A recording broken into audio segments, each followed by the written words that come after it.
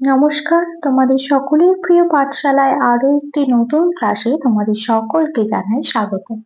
আজকে আমি তোমাদের সাথে আলোচনা করব রায় ও মার্টিন কোয়েশ্চেন ব্যাংকের তৃতীয় পর্যায়ক্রমিক মূল্যায়নের দ্বিতীয় শ্রেণীর সংযোগ স্থাপনের সক্ষমতা প্রথম স্কুলটি। তাহলে প্রথম স্কুল আছে দেখো আরামবাগ বয়েজ প্রাইমারি স্কুল। এই স্কুলটির কিছু প্রশ্ন উত্তর দেওয়া আছে, সেগুলোই আজকে তোমাদের সাথে আলোচনা করব। তাহলে দেখে নাও কি কি প্রশ্ন আছে। প্রথমে আছে দেখো বাম দিকের সঙ্গে ডান দিকের মিল করো। বাম দিকে আছে সিংহ, সর্প, মৃগ, হস্তি আর পক্ষী। আর ডান দিকে আছে খোলস, শুঁড়, কেশর, খেচর আর কস্তুরী। কোনটার সাথে কোনটা মিল হবে সেটাই আমরা মিলাবো। সিংহ, সিংহর কি থাকে? সিংহ থাকে কেশর, তাহলে সিংহর সাথে কি মিলিয়ে দেব? কেশর। সর্প, সর্প মানে কি? সাপ, সাপের কি থাকে? খোলস, তাহলে খোলসের সাথে মিলিয়ে দেব এবং পাশে ক্ষয়ের দাগ দিয়ে দিলাম। মৃগ, মৃগর কি থাকে? কস্তুরী, কস্তুরীর সাথে মিলিয়ে দিলাম। তারপরে আছে হস্তি, হস্তির থাকে কি? শুঁড়, হস্তির সাথে শুঁড় মিলিয়ে দিলাম, হাতির শুঁড় থাকে। তারপর আছে পক্ষী, পক্ষী হবে খেচর, খেচরের সাথে মিলিয়ে দিলাম।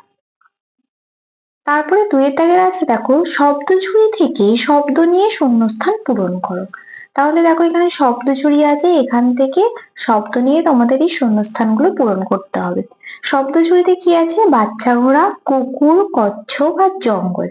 প্রথমে আছে দেখো বাড়িতে পাহারা দেয় এমন পশু হলো, বাড়িতে পাহারা দেয় এমন পশু কে? কুকুর, তাহলে এখানে লিখে দেব কুকুর। তারপরে আছে খোল থাকে, খোল থাকে কচ্ছপের, তাহলে লিখে দিলাম কচ্ছপ। সিংহ থাকে ড্যাশে, সিংহ থাকে জঙ্গলে, লিখে দিলাম জঙ্গল। তারপরে টাট্টু হলো ড্যাশ, টাট্টু হলো বাচ্চা ঘোড়া, বাচ্চা ঘোড়া। তোমরা এইভাবে শব্দ ঝুড়ি থেকে নিয়ে লিখে নেবে। এগুলো তোমাদের আমার বই তৃতীয় পর্বের হয়ে গেছে, এগুলো ছিল, আমি সেই ক্লাসটাও করে দিয়েছি, যারা সেই ক্লাসগুলো করোনি গিয়ে করে নেবে। আজকে এই প্রশ্ন উত্তরগুলো লিখে দিচ্ছি, দেখে নাও। তারপরে আছে দেখো তিনের দাগে শব্দ বা শব্দাংশ জুড়ে নতুন শব্দ তৈরি করো। কি আছে? কাকা, কাকার সাথে কি মেলালে একটি নতুন শব্দ তৈরি হবে? কাকার সাথে যদি তুয়া, তয় হর্ষ অন্তস্থ একা, কাকা যোগ তুয়া, কি হয়ে গেল? কাকাতুয়া, কাকাতুয়া।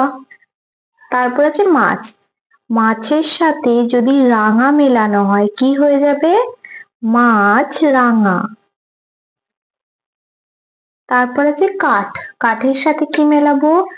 কাঠ যোগ ঠোকরা, কি হয়ে যাবে? কাঠ ঠোকরা, কাঠ ঠোকরা। তারপর আছে নীল, নীলের সাথে মেলাবো কণ্ঠ, নীল কণ্ঠ, নীলকণ্ঠ পাখি, নীলকণ্ঠ। তাহলে কাকার সাথে তুয়া মেলালাম, কাকাতুয়া। মাছের সাথে রাঙা মেলালাম, মাছরাঙা। কাঠের সাথে ঠোকরা, কাঠঠোকরা। আর নীলের সাথে কণ্ঠ, নীলকণ্ঠ। তারপর চারের দাগে বলেছে দেখো সঠিক উত্তরটিতে টিক চিহ্ন দাও। ঊর্ধ্ব মণ্ডল জাতিতে কায়স্থ না সদগোপ? ঊর্ধ্ব মণ্ডল জাতিতে সদগোপ। কুঞ্জের হাতে থাকে একটি বেহালা না একতারা? কুঞ্জের হাতে থাকে একটি একতারা। পাঁচের দাগে বলেছে নিচের প্রশ্নগুলির পূর্ণ বাক্যে উত্তর দাও। নিস্তারিণীর বরের নাম কি? এটা তোমাদের সহজ পাঠ বইয়ে আছে। নিস্তারিণীর বরের নাম বটকৃষ্ণ, এখানে লিখে দেব নিস্তারিণীর বরের নাম বটকৃষ্ণ। তারপরে ক্ষয়ের দাগের আছে বিশ্বম্বর বাবু পালকি চড়ে কোথায় চলেছেন? বিশ্বম্ভর বাবু পালকি চড়ে চলেছে সপ্তগ্রাম। বিশ্বম্বর বাবু পালকি চড়ে চলেছেন সপ্তগ্রামে বা সপ্তগ্রাম। তারপরে আছে দেখো 6 এর দাগেরটা, fill in the blanks with the given words। দেখো এখানে হেল্প বক্স দেওয়া আছে, এখান থেকে নিয়ে তোমাদের শূন্যস্থানগুলো পূরণ করতে হবে। হেল্প বক্সে আছে দেখো সুইম, সুইম মানে কি সাঁতার কাটা, ফ্লাই মানে ওড়া, আর ওয়াক মানে হাঁটা। তাহলে এবার আছে দেখো এ বার্ড ক্যান, পাখি পারে কি উড়তে, তাহলে এখানে লিখে দেবো fly, a bird can fly. An elephant can, হাতি পারে কি, একটি হাতি পারে হাঁটতে, walk, WALK walk. A fish can, মাছ কি পারে সাঁতার কাটতে, তাহলে কি লিখে দেবো swim, SWIM, a fish can swim. তারপরে সাথে দাঁড়িয়ে বলেছে দেখো আন্ডারলাইন দা কারেক্ট আনসার, যেটা সঠিক হবে তার নিচে দাগ দিতে বলেছে। প্রথমে আছে দেখো রাম ইজ না are a boy, Ram is a boy. You are না am a student, you are a student. Trees is না are our best friend, trees are our best friend. That am না is a bird, that is a bird. তাহলে হয়ে গেল, তোমরা এইভাবে underline করে নেবে যেটা সঠিক হবে। তারপরে 8 এর দাগে বলেছে দেখো শূন্যস্থান পূরণ করো। এক সপ্তাহ কত দিনে হয়, এক সপ্তাহ হয় 7 দিনে, আমাদের 7 দিনে এক সপ্তাহ। একদিন হয় কত ঘন্টায়, 24 ঘন্টায় হয় একদিন। তারপরে দেখো 9 এর দাগেরটা কি বলেছে, সরল করো। তাহলে এই সরলটা কি করি, দেখো এই দুটো বিয়োগ করব, এই দুটো বিয়োগ করলে কি হবে, 5 থেকে যদি 4 বিয়োগ করা হয় কি হবে 1, আর এখানে কি আছে বিয়োগ 1, তাহলে 1 আর 1 বিয়োগ করলে কি হয়ে যাবে 0। তারপরে ক্ষয়ের দাগেরটা আছে দেখো 7 যোগ 8 বিয়োগ 3, তাহলে 7 আর 8 কে যোগ করব, 7 আর 8 যোগ করলে কত হয়ে যাবে 15, 15 বিয়োগ 3, 15 থেকে যদি 3 বিয়োগ করা হয় কত হয়ে যাবে 12। তাহলে এইভাবে তোমরা সরল অঙ্কগুলো করে নেবে, তোমাদের এগুলো শিখিয়ে দিচ্ছি সরল করো, তাহলে তোমরা নিজেরাই পারবে। তারপরে 10 এর দাগেরটা দিয়েছে দেখো সঠিক উত্তরটির নিচে দাগ দাও।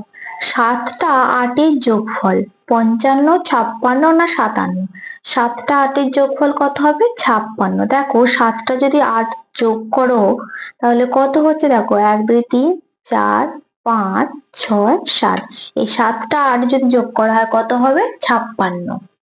এর পরেরটা বলেছে দেখো 7 গুণ 0, 7 শূন্য কত হয়ে যাবে 7 শূন্য 0, তাহলে 0 নিচে দাগ দিয়ে দিলাম। তাহলে আমাদের প্রথম স্কুলটা কমপ্লিট হয়ে গেল সংযোগ স্থাপনের সক্ষমতা। তাহলে তোমরা আশা করি বুঝতে পেরেছো, খুবই সহজ প্রশ্ন উত্তরগুলো ছিল, দেখিয়ে দিলাম। আজকের ক্লাসটা তাহলে এখানেই শেষ করছি। যদি তোমাদের আমার এই ক্লাসটি ভালো লেগে থাকে তাহলে অবশ্যই লাইক করতে ভুলবে না, এবং যারা এখনো চ্যানেলটি সাবস্ক্রাইব করোনি তারা অবশ্যই সাবস্ক্রাইব করে দিও। প্রত্যেকে সুস্থ থাকবে, স্বাভাবিক থাকবে, প্রত্যেকে অসংখ্য ধন্যবাদ।